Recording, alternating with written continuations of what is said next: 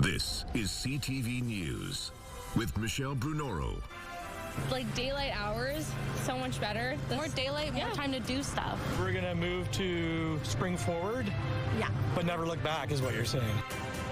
BC's Premier says it's time to stop changing our clocks twice a year. So why now? Also, not everybody comes away from every search and rescue event feeling healthy, especially mentally, so it gives us a chance to reflect on the stress that this puts on our volunteers. Honoring sacrifices made by those who serve others. A day to reflect on the loss of search and rescue volunteers and the emotional toll the work can take. And coming up, Adam finds out how an athlete with Down syndrome is overcoming adversity in the kitchen later on the Sawatsky sign-off. Good evening. Thanks for joining us. For one last time this Sunday, BC residents will change their clocks. Come November, we will no longer fall back and will remain on daylight saving time. As CTV's Brendan Strain reports, the move makes good on a 2019 promise by former Premier John Horgan. British Columbia is going to change our clocks just one more time and then never again. It has been talked about for years. BC adopting permanent year-round daylight saving time. And finally, the Premier is acting on it. It's about time. It's about time to do that. Outside of the BC Legislative Building, jubilation. More like daylight hours, so much better. More daylight, more time to do stuff. We're going to move to spring forward, but never look back is what you're saying. That's exactly what we're saying. This coming Sunday will be the last time we're going to adjust the clocks, which has been a thing in parts of Canada since the First World War, brought in as a measure to conserve energy. There's a lot of benefits.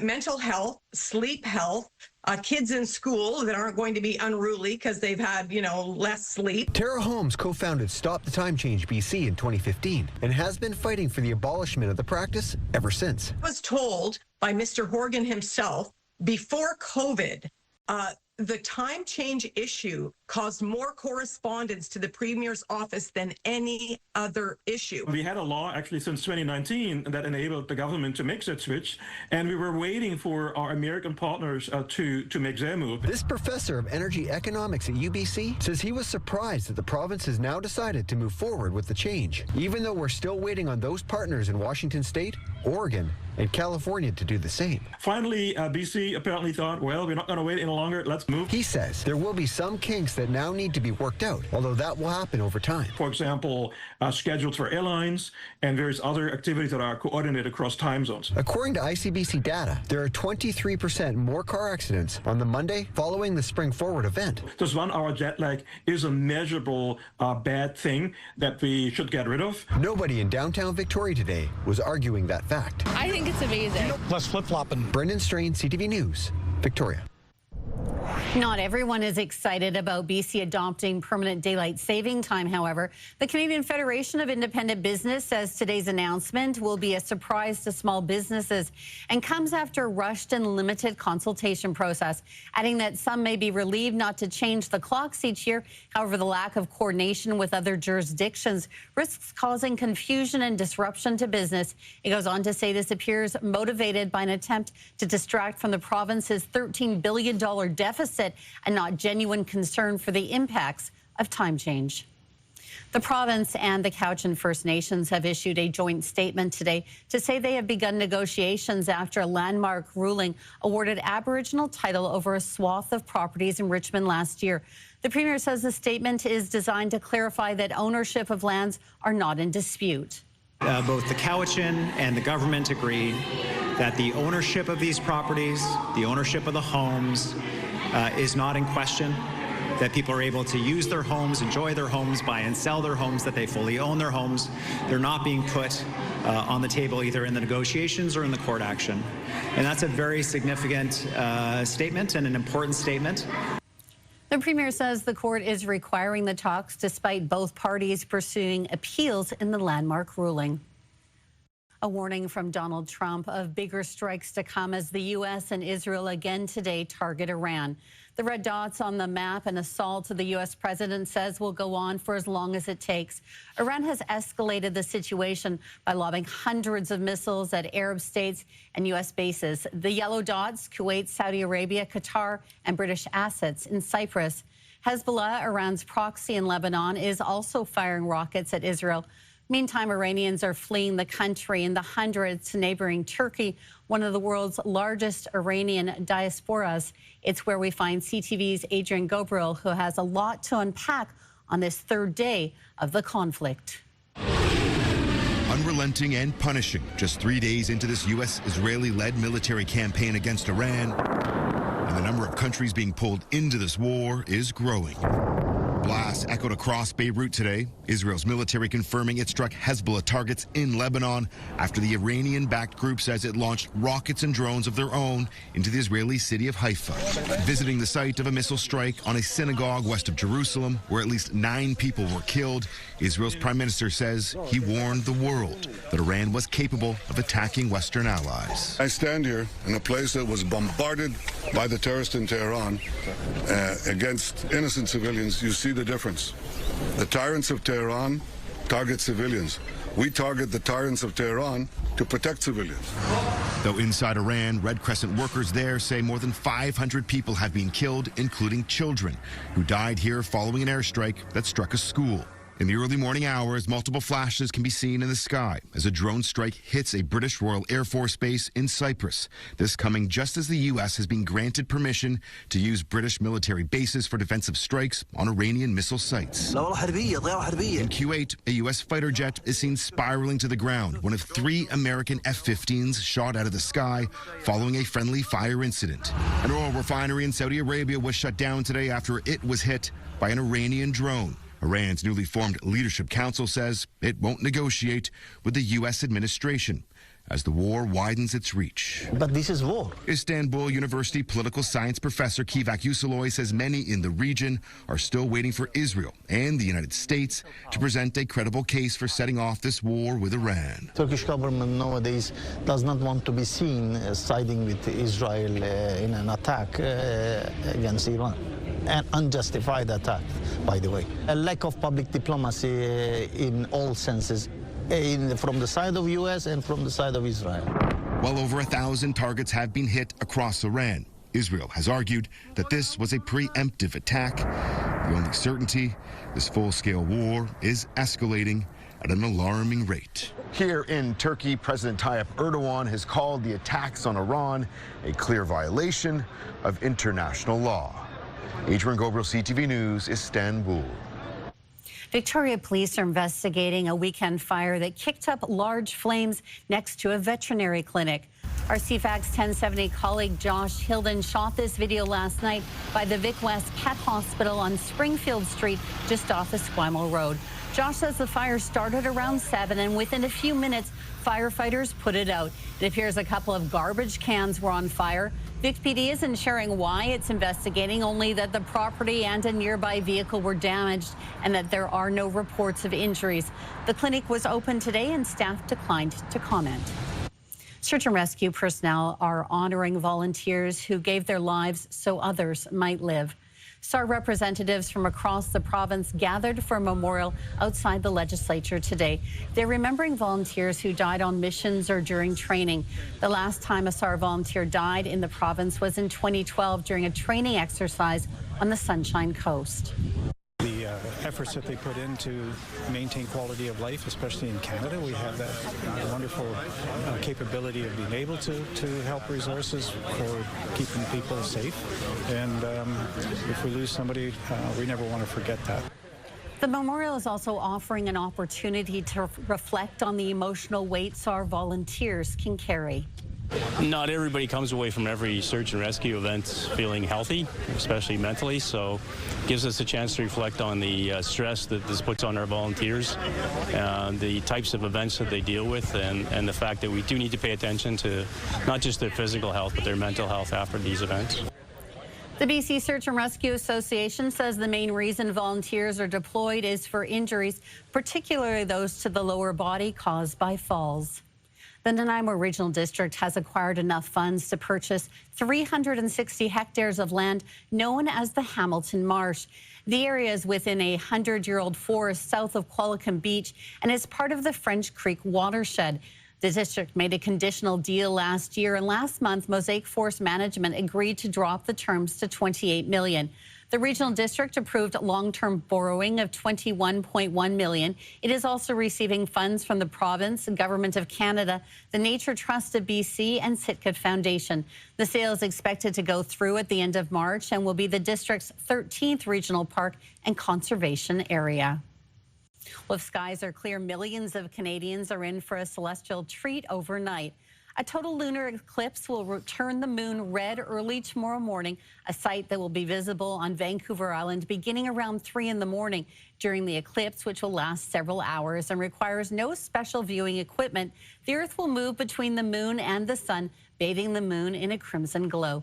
The period of totality, when the moon is completely in Earth's shadow, will last just short of an hour. 11 degrees for a daytime high today. Lots of sunshine out there. We're currently at 9 at the harbor. There are some clouds and some rain in the forecast for tomorrow. We'll let you know if that'll impact your chances to see the blood moon early in the morning in just a few minutes. CTV weather brought to you by Expedia Cruises. Make the most of your next trip by booking with those who've been there. Visit expediacruises.ca. What makes West Shore Parks and Recreation a perfect place to play? It's our staff, working behind the scenes to keep the pool safe, kids engaged, and programs thriving. So apply today and join our team. And Josh joins us now with a look at weather. Another beautiful day today. It feels like, I don't know, all I can think about is spring, summer right now. Sure. Well, I mean, it is technically meteorological spring, right? Astronomical spring doesn't start until the 20th, but meteorological spring starts at the beginning of the month, March 1st. So we're into day 2. And after a 9-degree day yesterday, back into double digits today. We're at 10 at the airport right now after hitting a high of 11. Look at Port Alberni's up to 14 degrees this afternoon. We have rain in the forecast for tomorrow, though. Clear skies across a good chunk of the island for now. Further north, you've got some cloud cover, but there's the system that's going to wash its way in overnight tonight and through the day tomorrow. So in Victoria, it's going to be touch and go for the blood moon overnight tonight and early tomorrow morning. I think there's probably at least some cloud cover by early tomorrow morning. Certainly by 8 a.m., you're under mostly cloudy skies. Some scattered showers. Heavier, steadier rain here along the west coast and further to the north. Kind of breaks down in the afternoon as those steadier pockets of rain drop to the south. As far as rainfall totals, well, it really looks like the bulk of this is going to be along the west coast and through some inland areas. Port Alberni, 20 to maybe as much as 25 millimeters worth of rain. Could see 30 to 40. Tofino and area. Victoria, Nanaimo. It's going to be light rain and not heavy, steady all-day precipitation. It will be fairly steady, but probably only 5 to 15 millimeters tomorrow in the north. You might see another 5 to 10, though, late Wednesday into Thursday. Temperatures stay nice and mild, somewhere in the 8 to 10 degree range for Tuesday, Wednesday, Thursday, and then heavy rain in the forecast for parts of the island, including the north and inland areas on Friday. A little early to be talking about rainfall totals, but the end of this week looks really, really wet. Inland areas, well, we'll call it heavy rain for tomorrow. You just saw the rainfall totals, anywhere between 20, 25 millimeters worth. Out on the west coast, 30 to 50, and that'll break down to a chance of showers on Wednesday. Steadier, heavier rain, it looks like, in place by the end of the week, though. Periods of rain in Comox probably won't amount all that much, but especially through the first half of the day, it'll be fairly steady. 10 degrees in the afternoon and 11 with a mix of sun and cloud Wednesday. Just a 30% chance of some scattered showers. A dry day Thursday before the rain returns on Friday. In Nanaimo, periods of light rain, high of 11. That's 3 degrees warmer than average. Then back to a bit of sunshine for Wednesday and Thursday. And in Victoria, 5 degrees tomorrow morning, 10 in the afternoon. Fairly mild temperatures, but occasional light rain. Looks sunnier for Wednesday, Thursday, 12 degrees on Wednesday. In fact, all of the 5-day forecast is average to above average for daytime highs. CTV Weather is brought to you by Expedia Cruises for air, land, and sea vacations. So not the greatest forecast if you wanted to check out the blood moon overnight, but maybe head out late this evening and perhaps you can catch a little bit of a glimpse, although it sounds like that eclipse is after midnight. Yeah, I'll probably be sleeping by then anyway. All right. Thanks so much for that, Josh. Mark Carney wrapped up his trip to India after he and India's Prime Minister pledged to sign an economic partnership agreement by the end of the year. The trip is being described as a diplomatic breakthrough, but questions of Indian interference in Canada aren't going away. CTV's Abigail Beeman reports. Prime Ministers Mark Carney and Narendra Modi launch a new phase of the Canada-India relationship, and Carney invited Modi to visit Canada. There has been more engagement between the Canadian and Indian governments in the last year than there has been in more than 2 decades combined. We will turn ideas into global solutions. Announcing 5 memorandums of understanding on energy and AI and 10 commercial deals, including a highly anticipated $2.6 billion deal to sell uranium from Saskatchewan to India. It's going to be good for the electricity outbuild here in India, as well as good for the economy and good for, in particular, northern Saskatchewan and Canada, I would say, as well. The pair committed to finalizing a new broad trade deal by the end of the year. Business loves certainty, and particularly at a time like this where uncertainty is rampant, trade agreements give us some confidence that we can invest in each other's countries. Carney has not taken any questions since a government official suggested Wednesday India was no longer actively carrying out foreign interference or transnational repression, and canceled the first media availability of the trip today, blaming scheduling. The Foreign Affairs Minister for the first time gave a clearer assessment of the comments. The words of the senior official are not words that I personally would use. I agree with his comments relating to the guardrails that we have in place. But the bilateral relationship has become so warm, Canada welcomed Indian government officials, including the High Commissioner, onto the Prime Minister's plane from Mumbai to New Delhi. Carney's office said Modi accepted the invitation, but there's no timeline for a visit to Canada. Abigail Beeman, CTV News, New Delhi. March is Colorectal Cancer Awareness Month. It's a chance to bring attention to a serious disease that many people might not feel comfortable talking about. Dr. Mary DeVera is an epidemiologist and a colorectal cancer survivor. She says doctors are noticing a rise in younger adults being diagnosed with the disease. I think some of the potential answers is the things that we're exposed to now that older adults wouldn't have been exposed to. So now there's talk about diet. Processed food I think is a big culprit, potential culprit. Even microplastics. So I think that's one of the questions right now. And some drug exposures. We still don't quite have the answer, but those are some of the potential reasons that could explain. Colorectal Cancer Canada has also launched a national advocacy campaign calling on provinces to lower the screening age from 50 to 45. Coming up, creating an uncooked book. Adam finds out how a member of the Spirit Orca swim team is making waves in the kitchen without cooking. Next on the Sawatsky Sign-Off.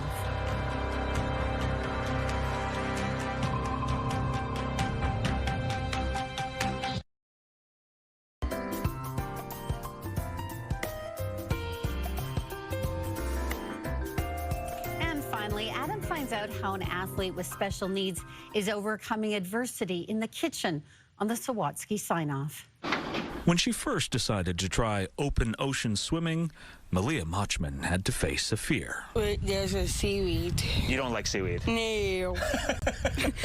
Having seaweed unexpectedly wrap around your leg can be startling, Coach Susan Simmons says, especially seeing as Malia is legally blind. You're in the ocean and you can't see the shore very well and you don't know what's below you. Despite that, Malia got so good at her sport, Good job, Malia. She regularly swims more than 4 hours straight. That's amazing. And was a finalist for the World Open Water Swim Association's Athlete of the Year. She's the first known person with Down syndrome to swim 10 kilometers in the ocean in the world. Competing at such a high level requires specific fueling, which proved to be a challenge with Malia's limited vision. She has to make her own meals. Using the stove is not safe, so we started a little raw cooking class. Malia started reimagining how to prepare her favorite food, and with Susan's help, created a week's worth of healthy recipes, all prepared in a unique way.